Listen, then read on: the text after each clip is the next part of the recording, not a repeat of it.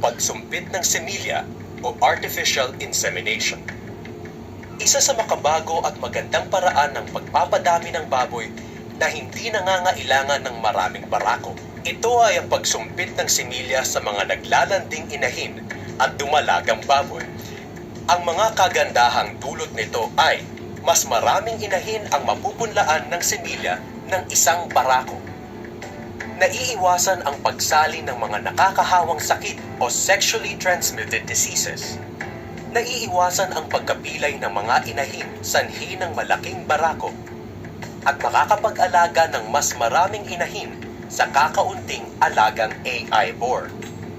Makakagamit ng semilya mula sa magandang lahi o proven sires sa mababang halaga.